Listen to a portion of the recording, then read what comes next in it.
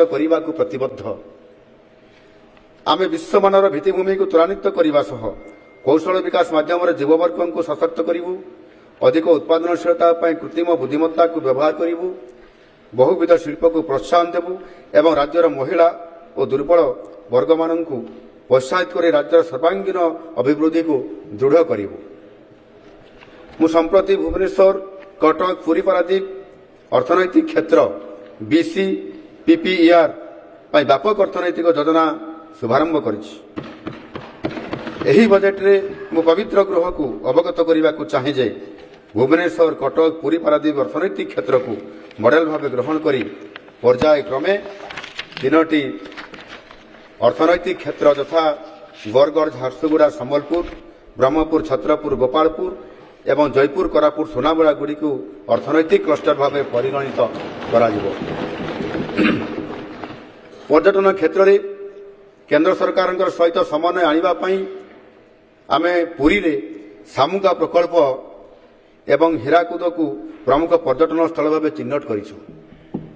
ओडिशार समृद्ध सांस्कृतिक और आध्यात्मिक ऐतिह्य को नैसर्गिक बेलाभूमि अनुभूति एवं अत्याधुनिक भित्तिभूमि सहित एक विश्वमानर उपकूल पर्यटन गंतव्य भाव परिणत करने प्राय 1500 एकर परिमित अंचल में सामुगा प्रकल्पर परिकल्पना करा जायछि। एही प्रकल्पर अवस्थिति पुरी एवं पुरी रे प्रस्तावित अंतर्जातीय विमानबंदर निकटवर्ती होइथिबारु यह जातीय और अंतर्जातीय संयोग को सुनिश्चित करिवो। पुरीर सामुगाठारे प्रस्तावित विश्व पर्यटन केन्द्र WTC आलोचना, नवसृजन, गवेषणा, सम्मिलनी एवं प्रदर्शनी इत्यादि कार्यकलाप एक विश्व प्लाटफर्म भाव में कार्य करिवो, जहाँ ओडिशार अंतर्जातीय स्थिति को सुदृढ़ करिवो।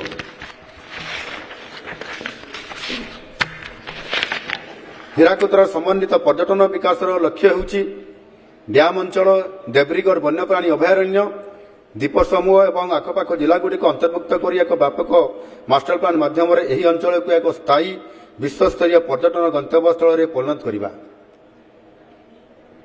एनिमित्त जलभंडार क्षेत्र विकास 99 कोटी टंका पूर्व अनुमोदन करा जाई सारिछि। चिलिका होउछि एशियार सर्वबृहत लुणिया जलह्रद एवं एक अनन्य सामुद्रिक लवणाक्त मधुर जल विशिष्ट इकोसिस्टम जहाँ भारतर प्रथम रामसर स्थल। चिलिका वर्तमान पारिवेशिक एवं भू आकृतिगत अस्थिरतार सम्मुखीन हेउछि। यही उद्देश्य मु चिलिका पुनरुद्धार नामक एक नूतन योजना घोषणा करुछि। ओडिशार समृद्ध ऐतिह्य, भाषा एवं सांस्कृतिक संपद यह विश्व दरबार एक स्वतंत्र परिचय प्रदान करे। मु भुवनेश्वर रे एक विश्वमानर संग्रहालय निर्माण करने को प्रस्ताव देउछि, जहाँ आमर गौरव अतीत को प्रदर्शन करिवो। सामरिक कलाकौशल छौ आमर गर्व। आमे बारिपदा ठारे मयूरभंज छौ एकाडेमी प्रतिष्ठा करिवु, जहाँ पई बजेट 10 कोटी टंकार व्यवस्था प्रावधान करा जायछि। आमे आमर भविष्य पीढ़ी पई विश्वस्तरीय भित्तिभूमि निर्माण करिवु। आगामी वर्ष गुड़िक किसी नूतन प्रमुख सड़क प्रकल्प गुड़ी को विकसित करने को प्रस्ताव दूची।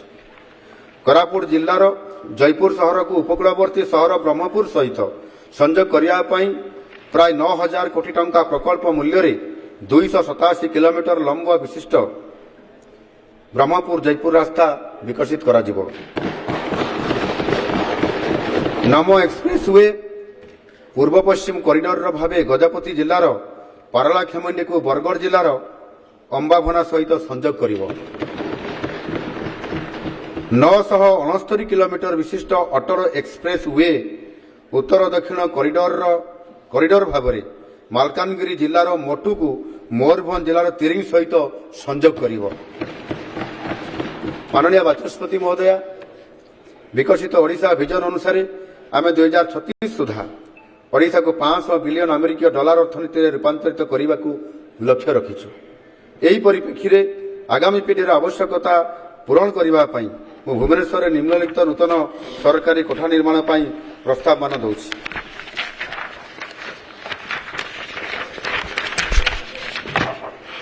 जन आश्रय भवन भुवनेश्वर ठारे अतिथि गृह निर्माण, जहाँ विभिन्न कार्य राज्य राजधानी को जिला मानक आसुवा लोक आवश्यकता पूरण करिवो।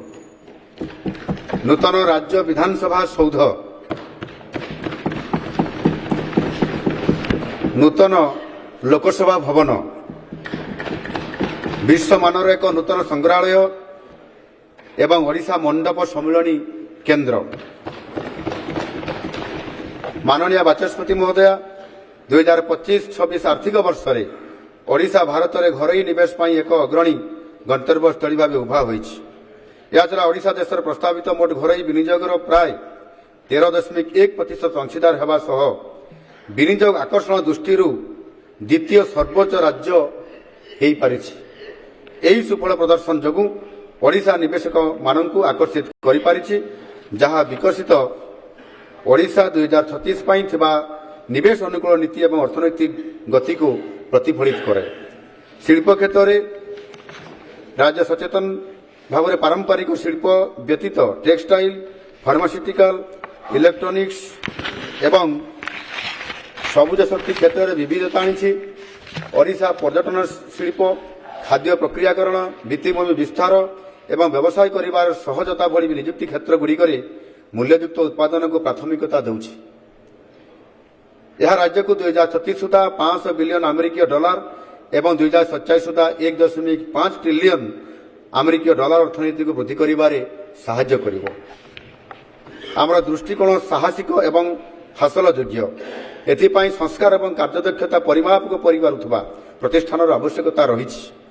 यशस्वी प्रधानमंत्री श्री नरेंद्र मोदी जी 20 जून 2025 रे आनुष्ठानिक भाव ओडिशा विजन 2036 एवं 2047 उन्मोचन करथिले। एही दस्तावेज आमको आगको जीवा पई सुगम पथ प्रस्तुत करिछि। एही प्रारंभिक मंतव्य परे मु मोर बजेट भाषणर प्रथम अंश कृषि बजेट रे ग्रामीण सशक्तिकरण विषय को नहीं अन्नदातांको उपरे ध्यान केंद्रित करुछि। माननीय बाचस्पति महोदय, ओडिशा रे कृषि केवल एक वृत्ति नुहे, यह आमर परिचय, आमर परंपरा एवं लक्ष लक्ष कृषक परिवार जीवन रेखा, जो माने आशा आकांक्षा दे अटलता सहित कृषि को जीवन व्रत भाव ग्रहण करिथांती। आमर पारंपरिक ज्ञानकौशल सह आज जलवायु अनुकूल विज्ञान भित्तिक चाष पद्धति को आपणाई आमर अन्नदाता माने देशर खाद्य भंडार को परिपूर्ण करने सह ग्रामीण समाज को सुदृढ़ करिपारिछंती। पल्लीकवि नंदकिशोर बळଙ୍କ भाषारे अस्थिर ये भवर व्यवहार किछि चिर न रहे कहार, आज से मुकुटधारी काली से बाट भिकारी, किंतु तुही कृषक रे चिरकाल रही निज रक्तदाने पाळुए विशाल मही। जय जवान, जय किसान, जय विज्ञान भावना परिचालित होई आमर कृषक माने 61,80,000 हेक्टर जमीन चाष करी सेमानंकर कठिन परिश्रम एवं निष्ठा सहित ग्रामीण अर्थनीति को बजाय रखिबारे राज्य अर्थनीति को सुदृढ़ रखिछंती। कृषकंकर आय वृद्धि को सुनिश्चित करी सेमानंको अर्थनैतिक मुख्य स्रोत में दृढ़ भाव में सामिल करबा पई एक निर्णायक एवं ऐतिहासिक पदक्षेप स्वरूप आम सरकार कृषक समृद्ध योजनार शुभारंभ करिछंती, जहा अधीन रे क्विंटाल पिछा 3100 टंका मूल्य धान क्रय और सुविधा जोगाई दिया जाउछि। एपरी गुरुत्वपूर्ण कृषि अनुकूल संस्कार प्रति आम अदम्य प्रतिबद्धता को दोहराई 2026-27 आर्थिक वर्ष पर यह योजना अधीन 6,088 कोटी टंकार प्रस्ताव रखा जाइछि। चाषी मानक समयोचित पैठ और धान संग्रह प्रक्रिया खाद्य जोगाण और खाउटी कल्याण विभाग अधीन 5,000 कोटी टंकार एक आवर्तन पांठी रिवॉल्विंग फंड गठन करने को प्रस्ताव दौछि। सार्वजनीन बंटन व्यवस्था क्षतिहास करने एवं वितरण व्यवस्था को सुदृढ़ करिबारे वैज्ञानिक भंडारणर भूमिका अत्यंत गुरुत्वपूर्ण। यही दृष्टिकोण आम सरकार द्वारा करा जायथिबा एक व्यापक विश्लेषण को आधार करी राज्य में आसंता 3 वर्ष मध्य प्राय 11 लाख मेट्रिक टन विशिष्ट आधुनिक गोदाम निर्माण करा जिवार प्रस्ताव रहिछि। माननीय बाचस्पति महोदय, ग्रामांचल और सहरांचल चाषी, जमी मालिक, भूमिहीन परिवार और विशेष भाव संवेदनशील जनजाति पाखरे अतिरिक्त सहायता पहुंचाई राज्य सरकार प्रधानमंत्री किसान योजना और मुख्यमंत्री किसान योजना जरिया କାର୍ଯ୍ୟକାରୀ କରି ଆସୁଛନ୍ତି। 2025-26 ବର୍ଷରେ 3236 ଜଣ ପିଭିଟିଜି ଚାଷୀ, 31,595 ଜଣ ସହରାଞ୍ଚଳ ଚାଷୀ ଏବଂ 39,239 ଜଣ ଭୂମିହୀନ ଚାଷୀ ପରିବାର ସମେତ 51,56,000 କୃଷକଙ୍କର